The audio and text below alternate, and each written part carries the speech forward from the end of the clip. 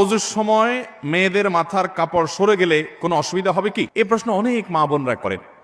আজকে লাইভে এক ভদ্র মহিলা এসার পরে লাইভ অনুষ্ঠানেও প্রশ্ন করেছেন। প্রশ্নটা হলো যে মহিলাদের মাথার কাপড় সরে গেলে ওযুর মধ্যে কোনো অসুবিধা হবে কিনা। উত্তর হলো ওযুর সময় মাথার কাপড় থাকতে হবে এমন কোনো বাধ্যবাধকতা নাই। পুরো ওযুর সময় যদি মাথার কাপড় না থাকে তাও ওযু হয়ে যাবে।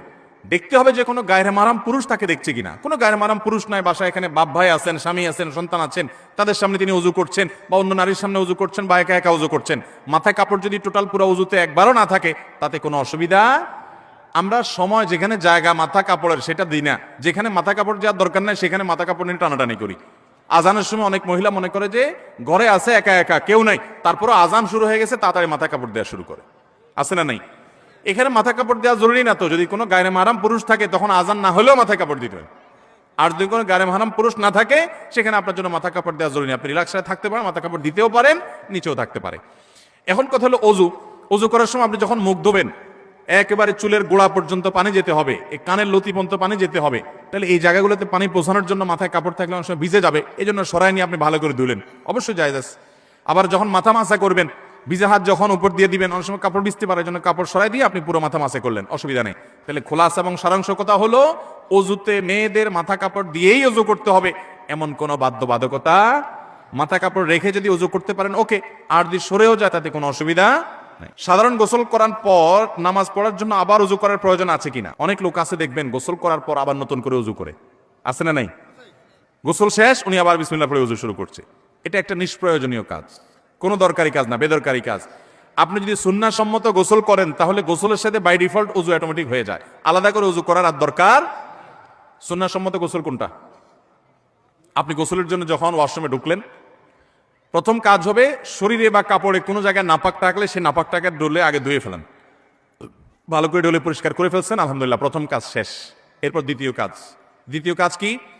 এবার দুই হাতের কবজি ভালো করে ধুয়ে কুলি করেন, নাকে পানি দেন, মুখ ধোন 3 বার, হাতের কনুই পর্যন্ত 3 বার ধোন দুনো হাত, মাথা মাসা করেন। ওযুর সব কাজগুলো শেষ, শুধু একটা বাকি আছে পা ধোয়া।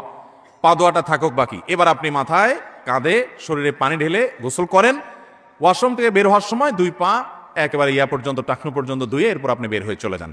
তাহলে ওযু এবং গোসল একসাথে হয়ে গেছে, আলাদা ওযু করার দরকার নাই।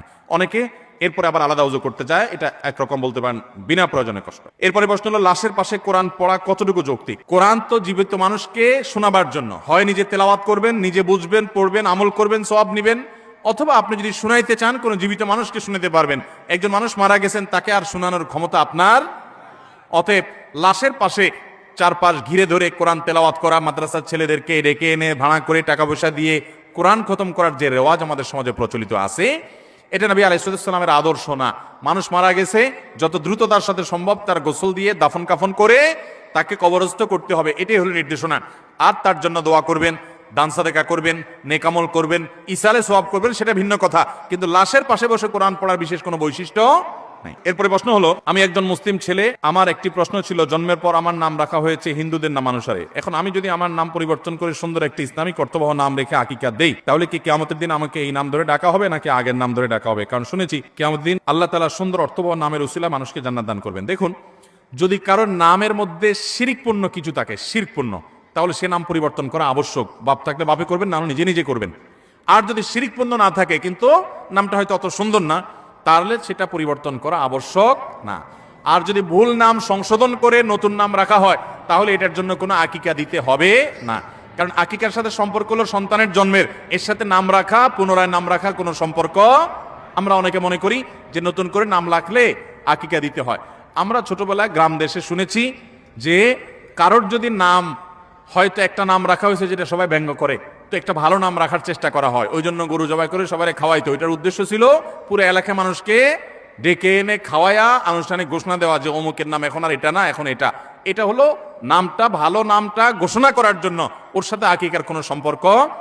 অতএব যদি কারোর নাম খারাপ থাকে, অর্থবহ না থাকে, তাহলে সেটা চেঞ্জ করা যেতে পারে, এর জন্য আকিকার দরকার নাই, জাস্ট ঘোষণা দিয়ে চেঞ্জ করে ফেললে হয়ে গেল।